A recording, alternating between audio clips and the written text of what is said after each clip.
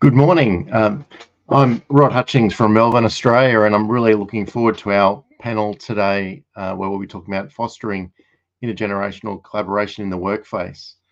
Intergenerational collaboration, it's a big word, but it's really essential in today's diverse workplace where multiple generations are there, bringing their unique skills and perspectives, all very different. So today in the panel, we'll explore strategies to enhance the collaboration and discuss challenges and benefits. So our goal is just how do we leverage those talents for the best possible outcome. So if we can bring forward our panelists, please. Hello, good morning, or I'm not sure what time it is where you are. But as we start this morning, I'd just love you to introduce yourself, mentioning your background briefly and what really interests you in this discussion on intergenerational collaboration. So we'll go from Susie first. We'll go to the top and around and down the bottom. Okay, thanks, Rod. So hi, good evening for me. So I'm based in France. I spent 20 years in an organization dealing with essentially the human dimension of transformation, leadership, recruitment, and all those type of HR, operational HR topics. I am the founder and managing director of Transform for Value, which has a quest to create more inclusive and collaborative environments, which of course, intergenerational collaboration is a huge part. And I'm interested in this because I think it's a massive lever to unlock the potential that often lies unseen or untapped in organizations. So that's really my big quest. And I think one of the ways we can do that is to learn through sharing. So I'm thrilled to be part of this panel, and I can't wait to get started on the conversation. Thank you. Thank you. Welcome, Susie. Tammy. Hi, everyone. I'm Tammy Chapik. Great to be here today. I own a company called We Inspire We, which is a leadership development company. And throughout my history, my professional history, and really getting into running this business today, you know, I've spent my life trying to understand people. What motivates people? What drives people? Why do we make buying decisions back in my marketing days? What is it that makes us tick?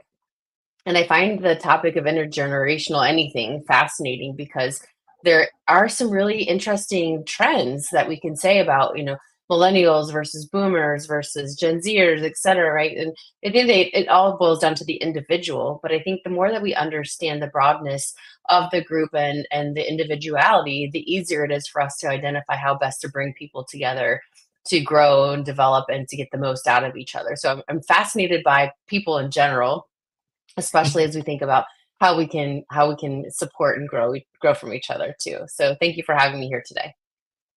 Thanks, Tammy, and welcome. Aura, I haven't seen you for a long time. We were just together this morning. Hello, everybody. It's awesome to be here with all of you. My name is Aura Hewitt, and This topic is awesome because I see light in every generation and every person and what they bring to the workplace. So this is a topic of the NIB, and it's super excited to be here and learn with all of you collectively. Thank you. And Erica. Well, good afternoon here from Atlanta, Georgia, in the United States. So this topic for me is important because, first of all, my name is Erica, and I am a self-proclaimed baby genillennial, simply meaning I foster each and every piece of all the generations that exist. And so recognizing the importance of connecting those dots is important to me because I have been fortunate enough to grow in a space where there have been multiple generations long before it was a topic of conversation. Growing up.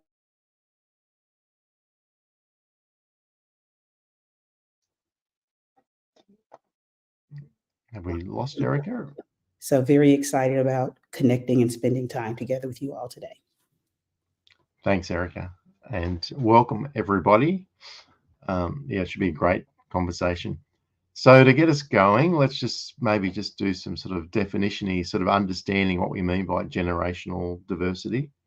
So if we just initiate the conversation, just identifying what the various generations are in the workplace and what's distinguishes them. So who wants to give that a go?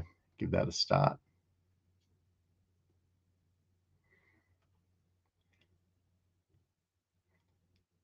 Anyone want to? Yep. I can jump in. I have a little cheat sheet up actually next to me.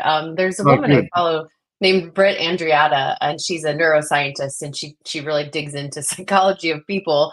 And she created this little graphic that I keep readily available to me at all times so that I can better understand kind of the nuances of where my clients might be coming from. Oldest out, right? Silent generation, 1928 to 1945, right? Working backwards, boomers, 46 to 64, Gen Xers, 1965 to 1980, millennials, 1981 to 96, Gen Zers, 97 to 2012. And then we've got the alpha generation coming up next, right? And so each of those generations has a slightly different approach to way of thinking and where they really find value in their work lives or lives in general. At the end of the day, I think there's some commonalities, but I think the biggest discrepancies that we see growing up or, in the market today or the world today is the baby boomer to the millennial or the Gen Z, right? And the vastness of how we grew up, how we approach work, how we think about work, what we need from work to feel satisfied and happy. And I could go on and on and on. I could keep reading the chart too, but I won't. I'll stop there and let anyone else kind of jump in and contribute. But I think, when we look at those, we really in the workforce today have the boomers to the Gen Zers as the generations that we're needing to understand and address. That's a lot of generations, that's for sure.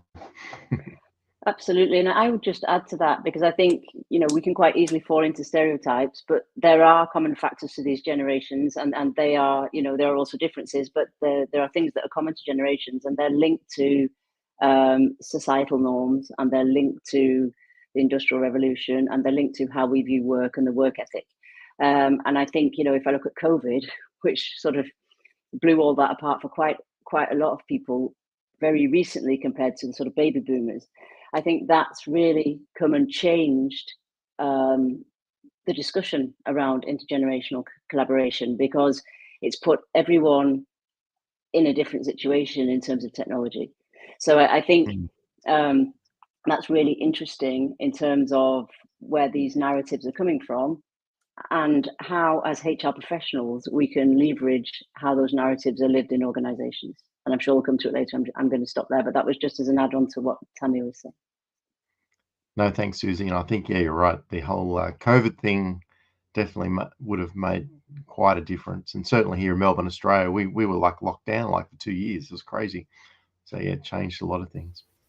One of the things that I will add to what my fellow panelists have been shared here is that when we assess the intergeneration within the workplace, we also need to assess it at a larger level because the different generations that are in a certain country doesn't necessarily translate or how their norms or their culture or their identities follow in other part of the globe or other continent.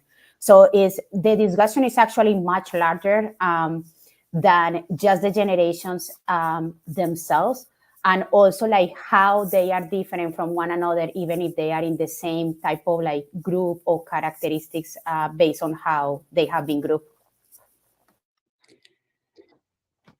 I would add, and I think it's important to recognize that depending upon who you're talking to, the timeframes of classifying each of the generations may be different.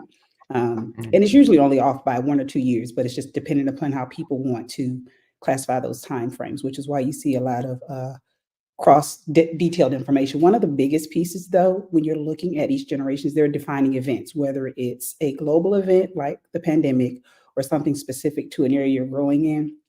The defining events also impact and influence some of the stereotypes that exist for each of these specific generations. And it also influences what motivates them, whether it's professionally, personally, in their community growth.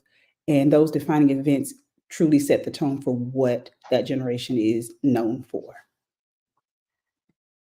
Yeah, that's a good point, Erica. Isn't it? The defining events make a big difference, which also probably includes the technology introductions and what people, the younger ones, just grown up with the internet, for example.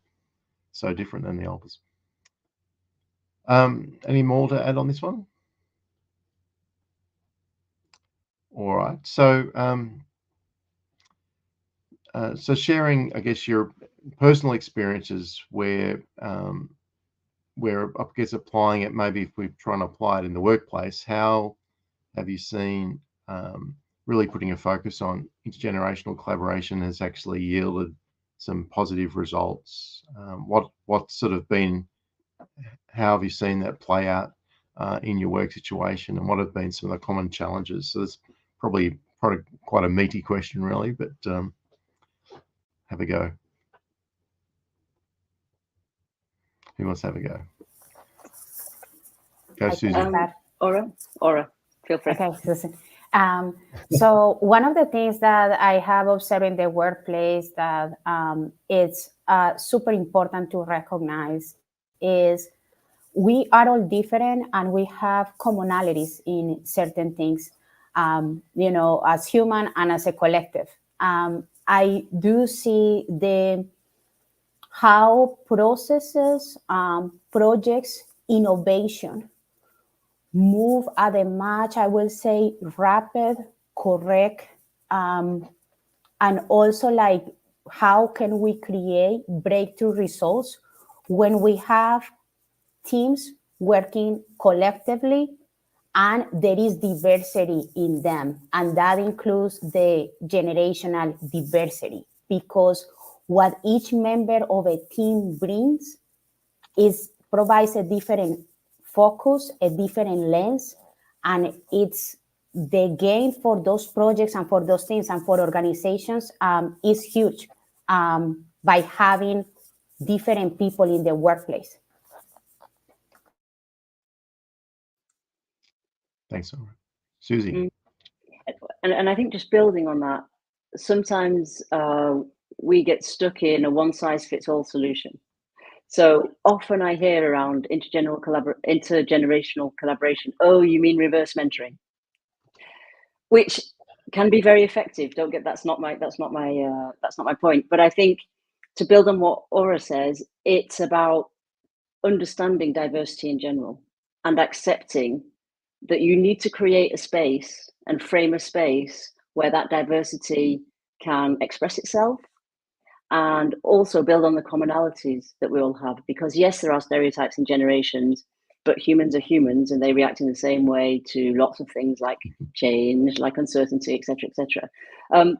But they have different framing. To come back to Tammy's first point, they have different framing from the social norms and from their education and just from generational events, to Erica's point. So I think that I've seen lots of things done that haven't necessarily had an intergenerational collaboration label put on them, but that's exactly what they're leveraging. So if I look at leadership programs, for example, mixing levels of leaders in organizations in the same program, oh, why would we do that? So, but when you do that, you get a diversity of perspective, from generations, but also from diversity of thought and diversity of experience in the organization and diversity of management experience and everything else. So I think opening that dialogue, particularly as HR professionals, and having that discussion of where can we use the diversity that we have, particularly the generational diversity. And yes, reverse mentoring is a great idea, but it's a two-way thing. It's not just the younger generation helping the older generation understand digital, which is often how I hear it being described.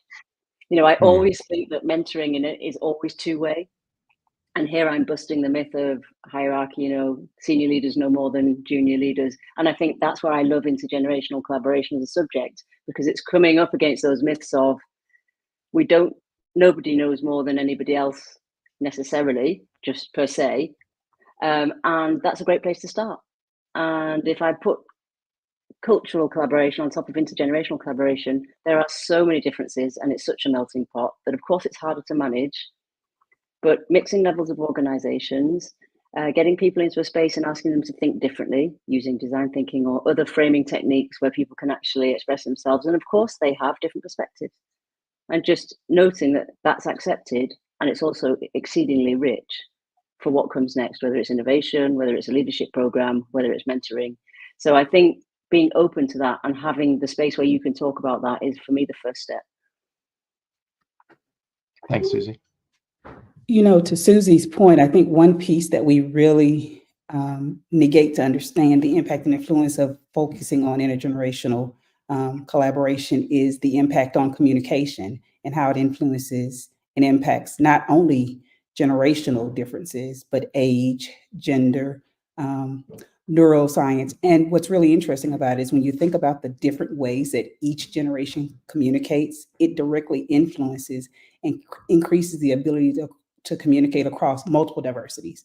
The fact that some people prefer verbal versus text versus visual directly influences how you're able to get a message across to a very diverse population, not just from a generational standpoint. And I think recognizing the focus on being inclusive from a generational standpoint directly impacts a multitude of things that you'll do. Something as simple as me getting used to whether I should send a message via Slack versus email versus text versus picking up the phone.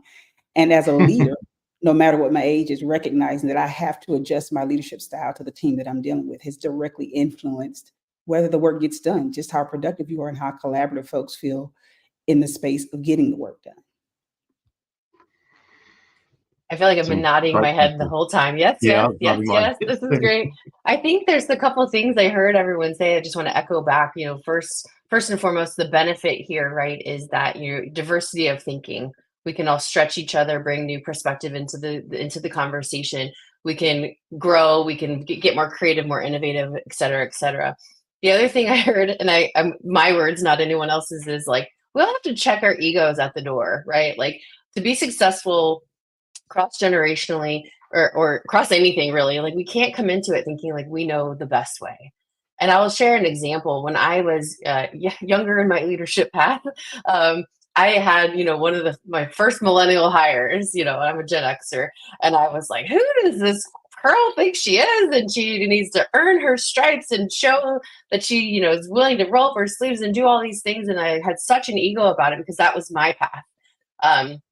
And I probably limited a bit of her growth and opportunity because I was like, no, you have to do it the way that I didn't mean to thumbs up there, but because that was my way. That was my path, so you have to follow exactly how I did too. And I had to really come and realize and like check myself at the door to understand what other value she can bring into the conversation and into the situation, and certainly apply that more broadly too. So I think, summarizing and adding to what everyone says, I think we have to check ourselves at the door. Like, what biases, what things are we bringing in, and how can we get the best out of our people? I love your point, Erica, on like, is it Slack, is it text, is it phone? Like, what do we need to do to adjust to get the most out of people so that everybody's in a better way, in a better place? But even on our expectations, because when people send texts and WhatsApp each other in the same room, I'm like, oh, that's weird. Well, it's weird for me, but then I'm of a different generation. And I think, yes, taking distance from myself and thinking, okay, no, that's only weird for you with your expectation and your reference system. And I come up against it more and more. It's just like, oh, okay. That's strange for me, but that's fine. Yeah, I was going to say, I was reflecting as you were saying that, Erica, around the texts versus phone calls. I was just reflecting that on my own family. Like, I've got a big family. I have 7 children and I have 11 grandchildren, and so they range from all these generations, and communicating with different ones happens very differently. So, and so I've got older kids, like up to 36, and then my youngest is how's my youngest? 13. So quite a big difference. And yeah, the ones that were in lockdown, they just right into texting, versus the others, the older ones, like to talk. So very different. Yeah, some really great points there. So, and I was reflecting as well, as we're talking about these different ways of communicating or understanding assumptions. Like, in your experience, have you seen where organisations are actually sort of running education programs or really talking intentionally about the different assumptions that are different, the differences with the generations? Is that something that's been a focus in your experience?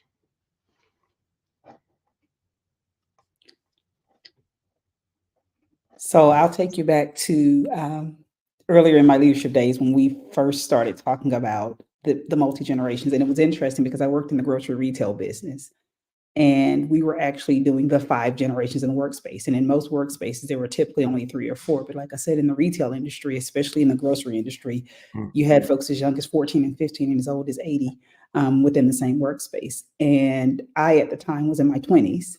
And so I was already in a space where I had leadership that would look at me as their kid and had no problem saying, I've got kids your age. And so I'm standing before them talking about the difference in communication and understanding each other.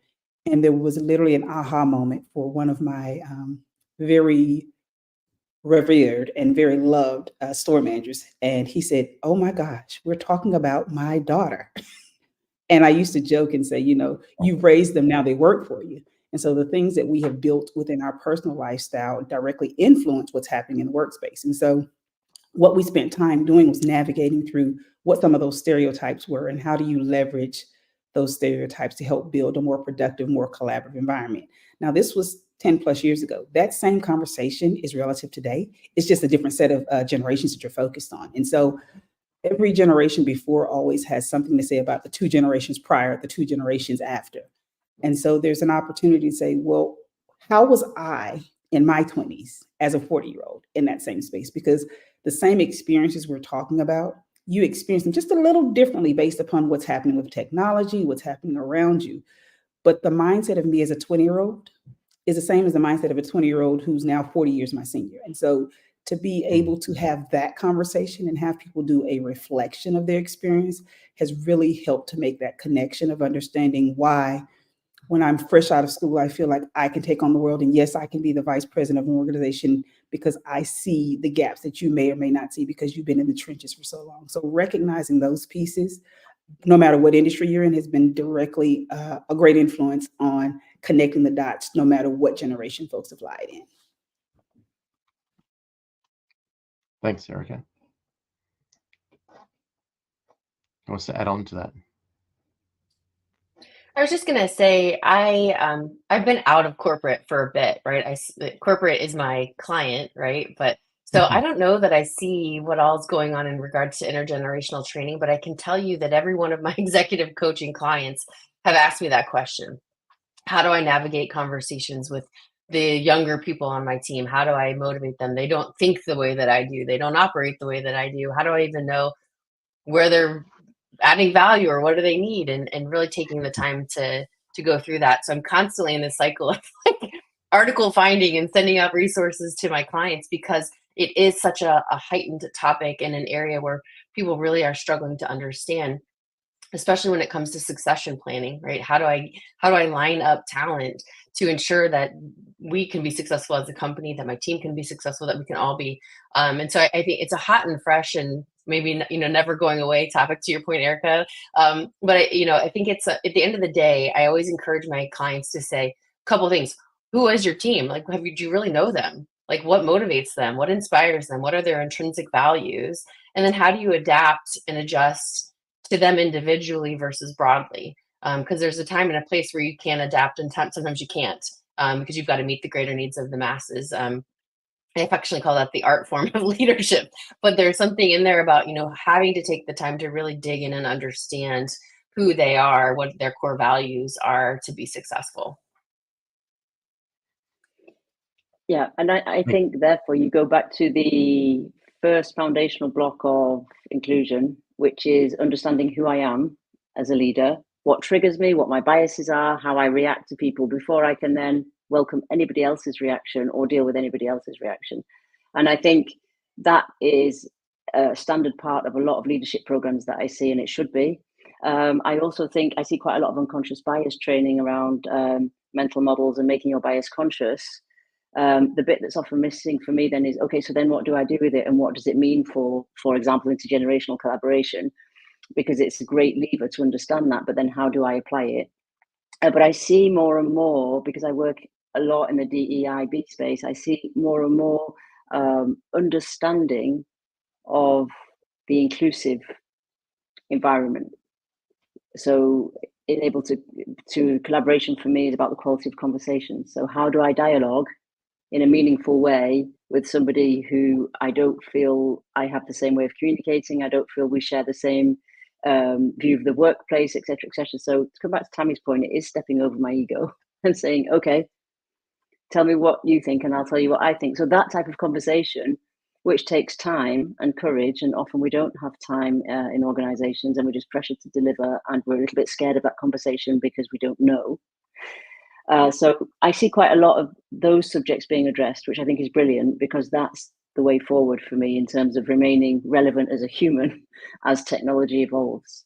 And you can get quite scared looking at the younger generation thinking, oh my goodness, I have no idea how to work that technology. It looks so easy, but I can't do it if you're not there. And that's quite a vulnerable place to be. So yeah, I think I see quite a lot of those type of questions being addressed in the leadership trainings. Great question, Rob. Go on. Great question, Rob. One of the things that I have seen is, I would say it depends of the organization, and it depends also of the location where this organization is globally. Smaller organizations are doing certain efforts towards D&I inclusive workplace, right? But there is still opportunities in terms of learning, developing. And the same is for mid-sized organizations and large. Every organization is in a different type of place in where they are in the journey.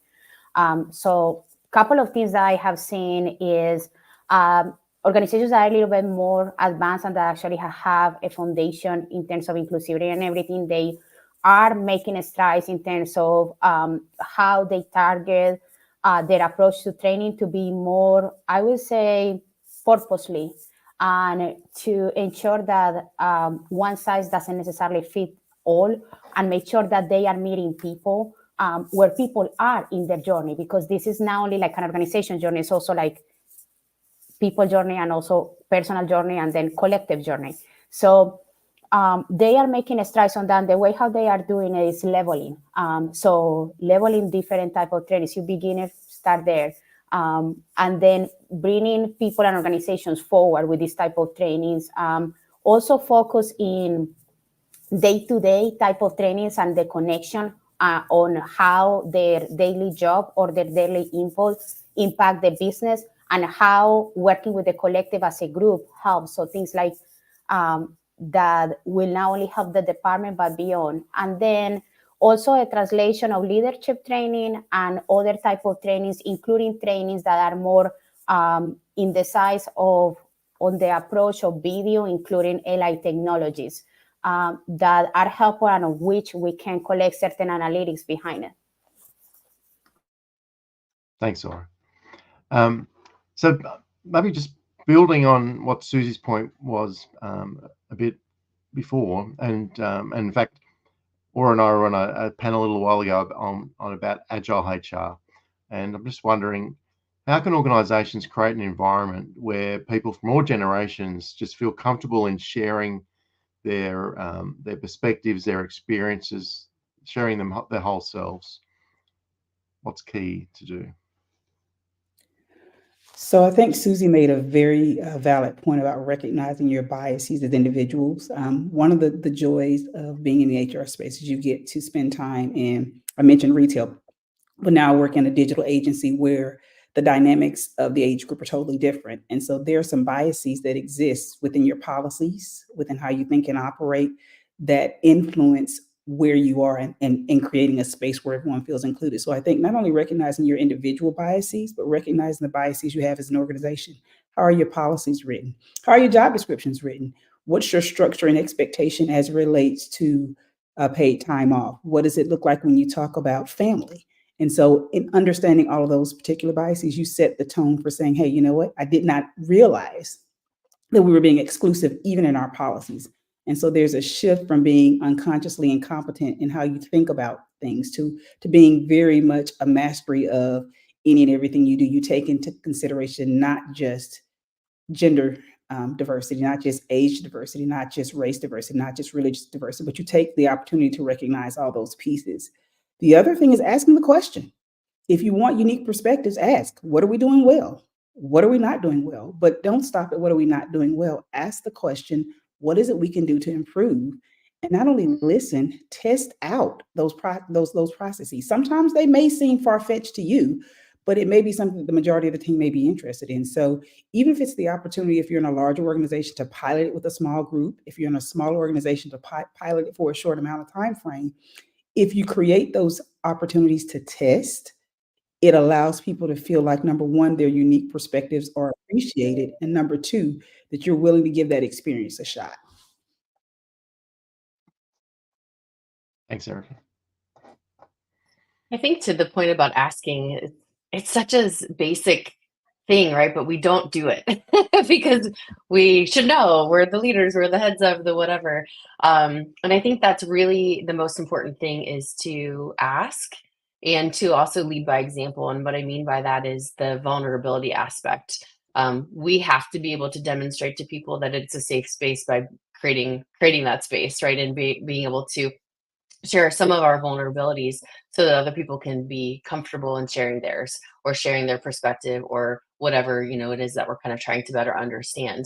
That doesn't mean you have to bare your soul and confess to not knowing what's what, but it does mean you need to kind of connect in a humane kind of way, coming with empathy and vulnerability. And I think those situations, especially as we look at the generational gaps, whichever ones we want to highlight, right?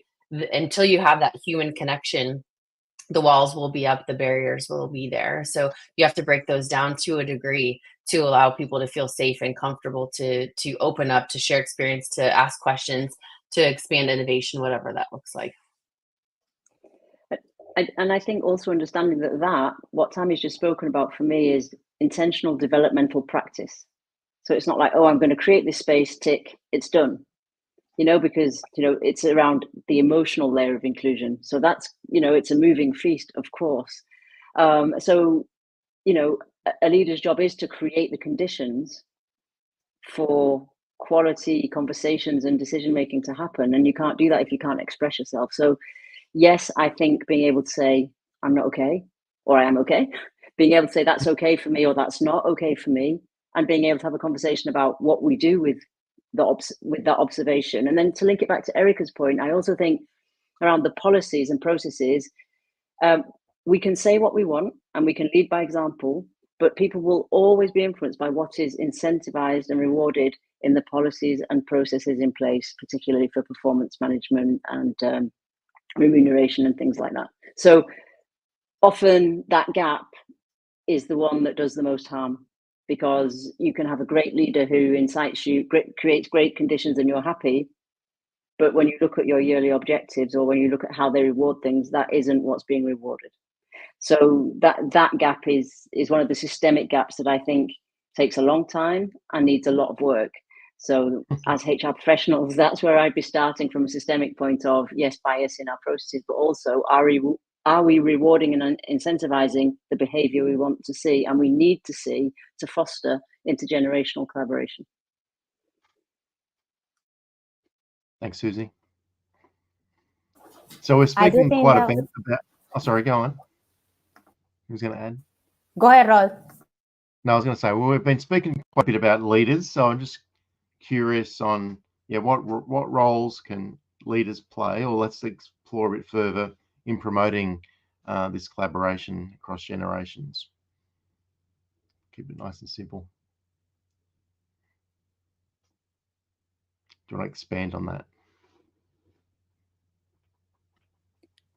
I think going back to the vulnerability conversation is huge. Something as simple as grabbing a cup of coffee, a cup of tea, and just talking about what's happening. It's the simple things that I think we're missing the boat on most times because we're focused on such detailed processes and such detailed programming, as opposed to going just to the basics of having a conversation and talking through what intergenerational collaboration looks like, and then actually saying, what am I doing well?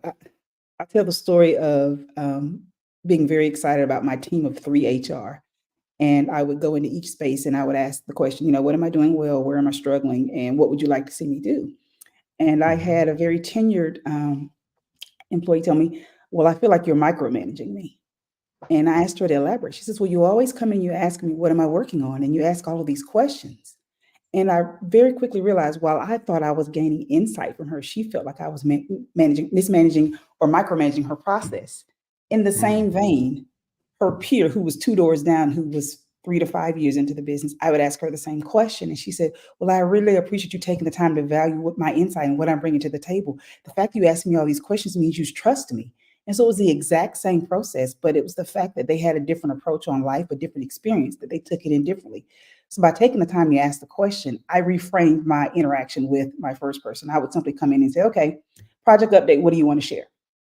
And whatever she shared, I would move forward with. And for my second individual, we would go to those detailed questions. But it was my ability to adapt my style to what they needed was vastly improving their relationships. And I might add, one employee was 30 years senior to the other. One had 20 plus years with the company, one had less than 10. So you've got that generational difference that spoke to why they responded to the exact same communication, the exact same request, totally different. That's really interesting. I will add, that is great. Erica, thank you for sharing those insights. One of the things that I think it works very good with promoting teamwork in the workplace is actually setting up objectives and goals, having the team mobilizing towards a common dynamic, because that is when we truly can see the light that every single individual brings to the organization, and how their diverse perspectives can help create a better outcome, better process, better situations. So that is one of the things that I will say. And the other thing comes with creating that psychologically safety to everybody in the organization by ensuring that we are inclusive networking with everybody consistently, that we actually get the and take the steps to get to know people and also to understand where they are coming from and why they assess things or perceive works or tasks the way they do, because it's a reason why we are the way we are as individuals. And the more that we understand that, the better that we can promote work and ensure that collectively we can move toward those goals, objectives together. Yeah, and I think together is the key word in terms of explicitly defining together our team rituals. So, for example, if I think of one example I had where there was a person who was really a baby boomer, and we used to do a check-in and you'd say how you were feeling and how you were showing up in the meeting. And it would take 5, 6, 7, maybe 10 minutes max out of it. And he just didn't want to do this. He was like, that's useless. I don't talk about that. I'll come 10 minutes into the meeting. And we decided that we would come to a compromise. And I had 4 generations in the meeting, and we came to something that maybe people weren't delighted about, but everyone could live with, because we all agreed that it was important for moving forward to understand how everyone was showing up. Okay, so, but it started with 2 extremes of, I want to spend more time on this, and I'm never doing that. I don't think that's useful. So it was really interesting to pick up on your point, Aura, to explicitly say, okay, but we would like to, we need to find a compromise. So what does that look like? And compromises are, by definition, not 100% what I want. So it was a very interesting, and to see how the different generations, but also different profiles and different individuals came to that was very interesting. But I think if we hadn't had the extremes of the generations, that conversation may not have happened.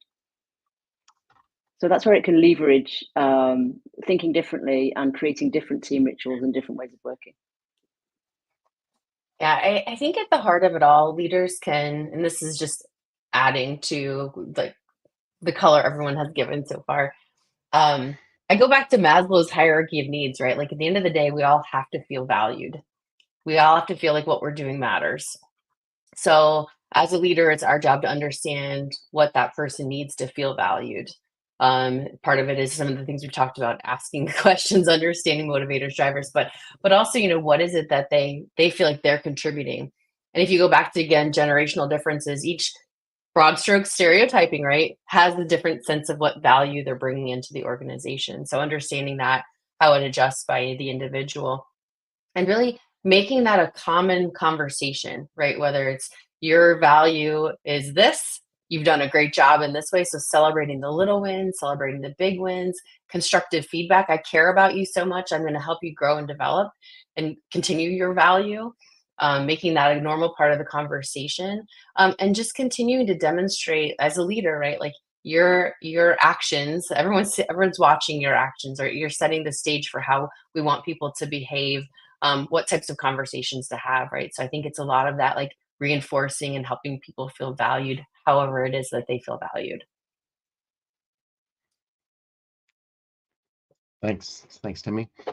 So I guess our audiences are likely to be a HR professional audience, and so I'm just curious, building on, I think, picking up on something Susie spoke about before, is how can the organisations ensure their policies, process, reward systems are helping rather than hindering this collaboration that we're speaking about? So what can the professionals do?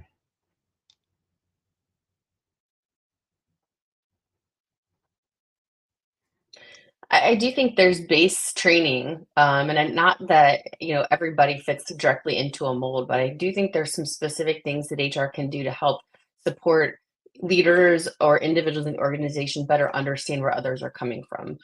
Teaching more on emotional intelligence, teaching more on tools and resources that can be used to kind of break down some of those barriers, and creating the space for open dialogue, whether it's as leader to team or different teams bringing ERGs together. I think just really allowing people to have more conversation around what do they need to be successful. I mean, and I think it's also this huge question of performance management. Let me take that as an example because it's very tangible, where, you know, what should performance management look like in a world where we need to go from ego to eco, I call it. So we're going to go from individual focus to more collective. So teams put together collective objectives, but often they're only rewarded, and their performance management objectives are solely on their individual objectives.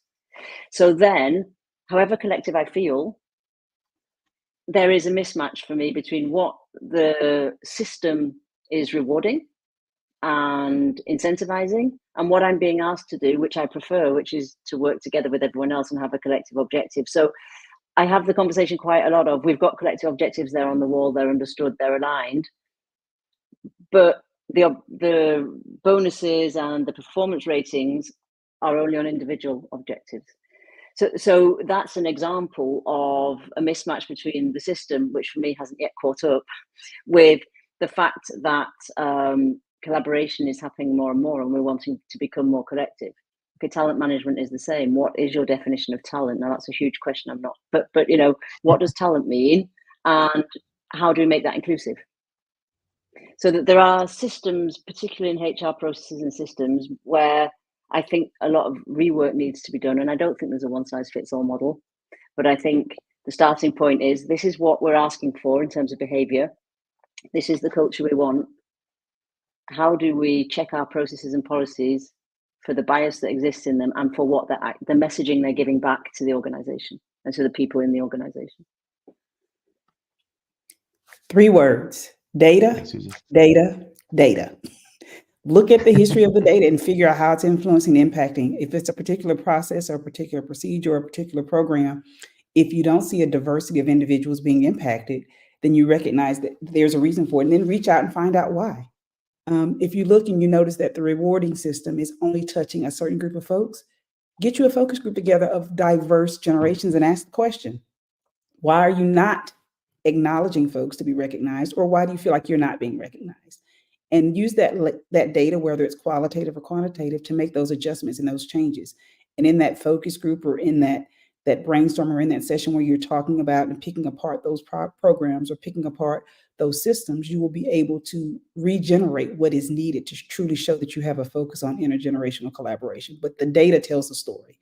And sometimes it's the numbers on the page. Sometimes it's the language that you hear post that particular event occurring, but you have to be willing and able to leverage both. I will add the following. Really great point. Yeah, that is great.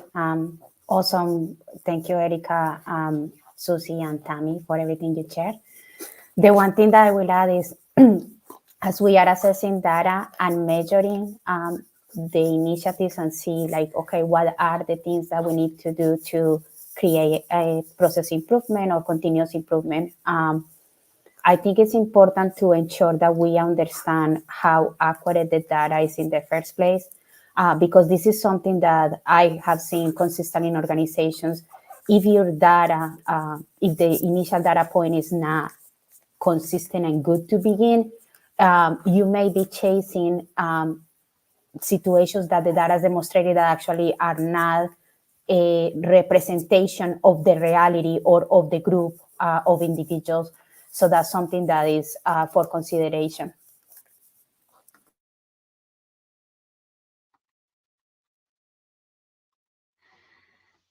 All right. So moving on to the next question, and again, building on something you shared, Tammy, which was how can organisations create learning opportunities to cater for this different generations? What are our thoughts about that?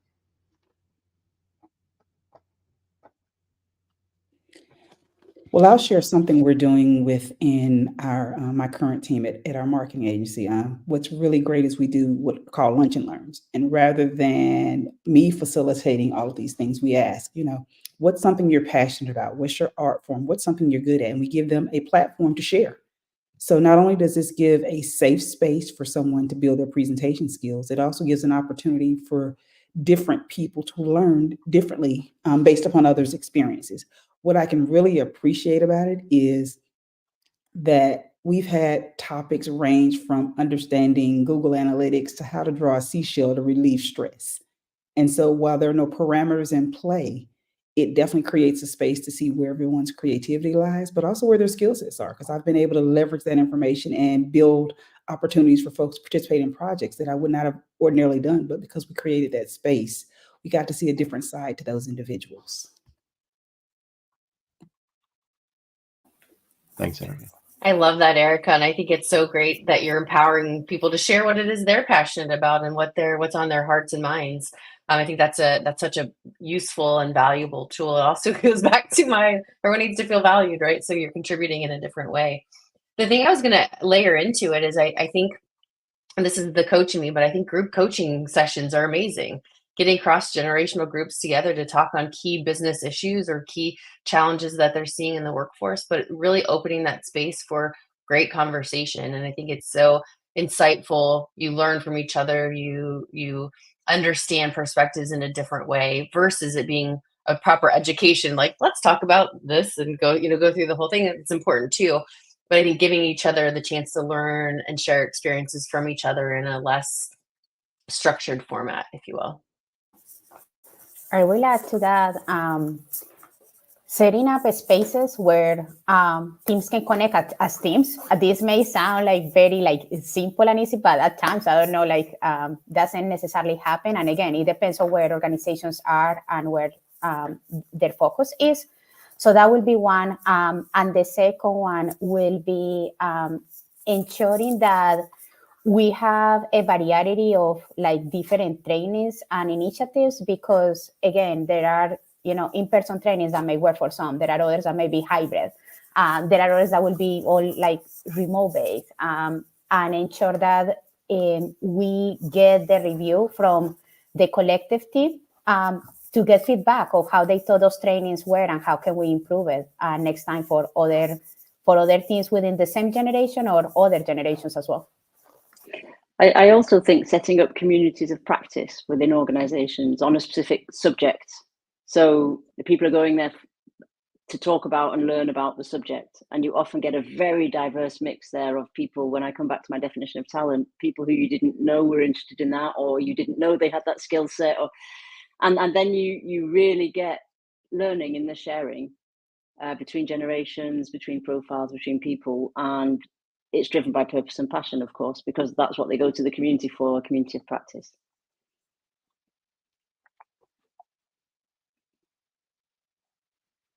Okay, so I just want to bring us back to, I guess, the points that Erica made around data. I'm just wondering, read data is what sort of data, what sort of metrics, if any, could you use to measure the success or inform the intergenerational initiatives that we're talking about, programs? What are your thoughts on that?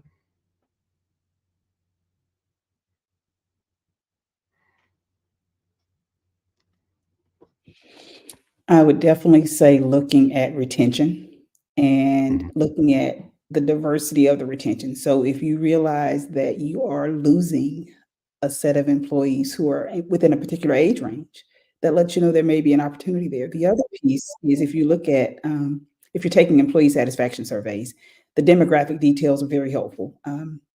But if you take a look at the full ENPS score and recognize where that job satisfaction is. If someone's a detractor versus an ambassador, and really looking at the data of whether or not those detractors fall into a particular age group, you can look at that information directly and recognize if you're using demographic information on the front side, and break down the qualitative information after that to help you recognize where those gaps in connecting the dots across generations exist. Yeah, they're really good. Thanks, Erica. I will add to that set of data. There are actually 3 sets of data that I think that we can add to that one. One will be hiring data. I think it's important to see who, sorry, this is my puppy. Hello, Scout, say hello to everybody. And to see like who is interested in joining the organization and why. I will add the to tie to Erica's the exit interview data. That's important to see that. And then the other data will be also like programs that we have and projects, who are actually joining them, and assess, okay, do we have a true mix of like everybody?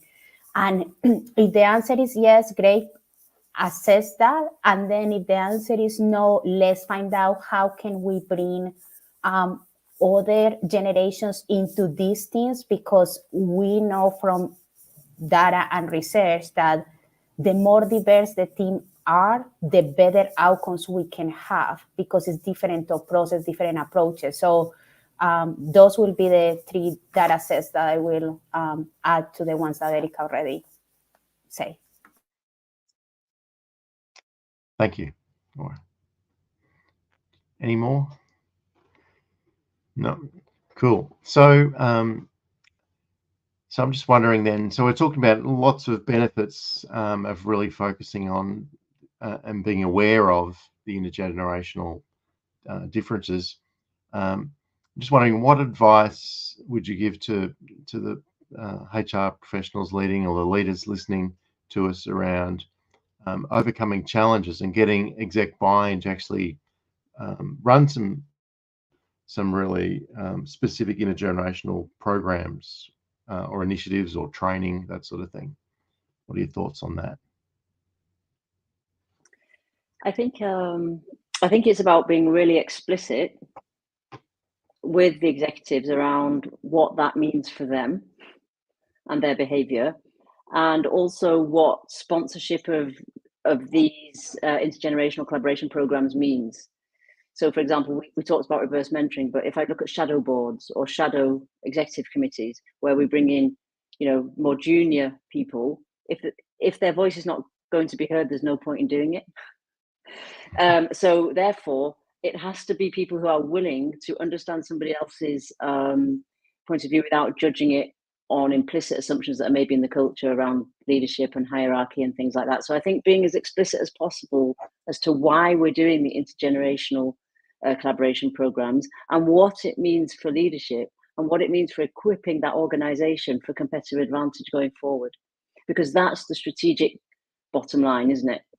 That's why we need to do this as well. It's also because business is done by people.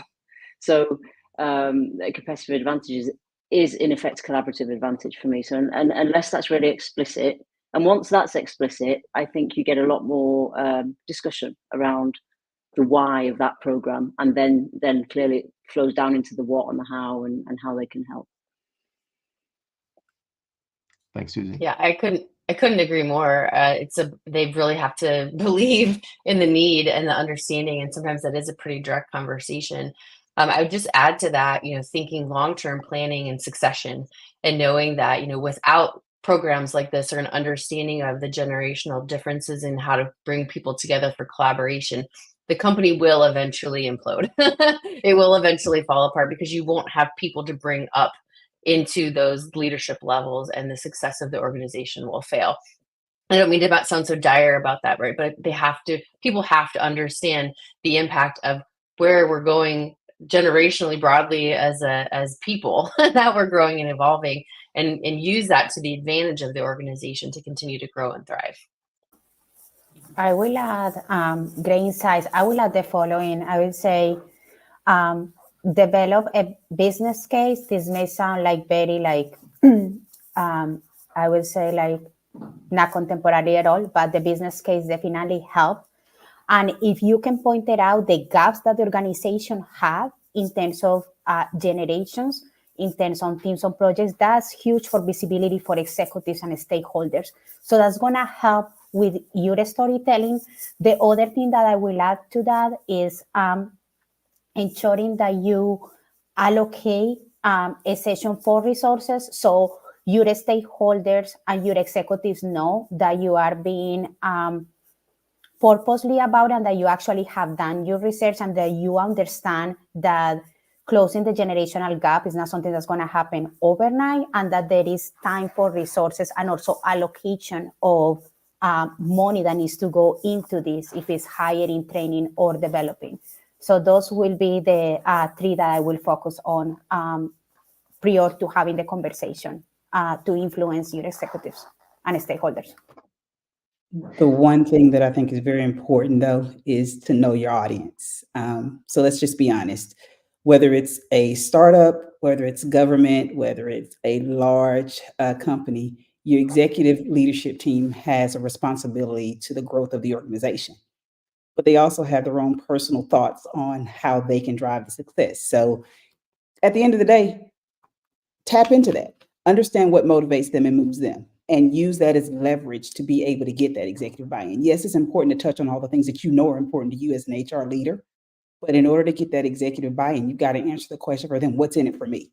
How does it make me look good at the end of the day? Whether we want to acknowledge that or not, an executive leader has to see the impact and influence on what their personal commitment and success looks like. And so in asking that question, I think you really get folks to be bought in, whether the motivation is increase in sales, whether the motivation is community connections, or if you've got great leaders who are truly bought into making sure people grow and succeed, tap into that piece and make sure the data that you're presenting, the business case you're making, ties back into that part. You'll definitely get that buy-in, that sponsorship, and that support, not only for the short term, but for the long term as well. All right, we've got a few minutes left. So one more question, and it's just really, what would be your one takeaway from the panel today? What's the one thing, if they were going to do one thing next, that you'd recommend for our audience?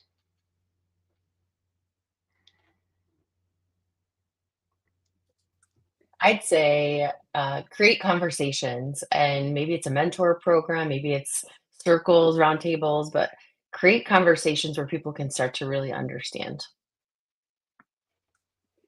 Thanks. Yeah, and building on that, and I'm also going to build on Erica's point. So create those conversations, but also measure the size of the gap. To come back to Erica's discussion around data, I think data analytics and people analytics gives us a great tool now for insight that we didn't have before, even insight on behavior and things like that. So create the conversations and measure the gap and collectively define how you bridge it consistently. You know, the build, measure, learn thing. Thanks, Susie. I would say share the why. Why are we doing this? And then share the impact along the way. Share those milestones and share those successes so that people understand what truly is being influenced by the decisions. Thanks, Erica. Thank you. I will add, ensure that you have your goals and objectives. I think that's important to mobilize a team. And remember that in team is, now one person can do the thing that the team can do. It takes all of us. It's for the collective. All right. Well, that brings us to the end. So thank you, everybody who joined us. Thank you to the panelists. It's been a great conversation about the strategies for effective intergenerational collaboration, and look forward to seeing you all in a future panels. So thank you, everybody. Thank you. Bye. Thank you. Thank you, Rod. Thank you. Thank Bye. you.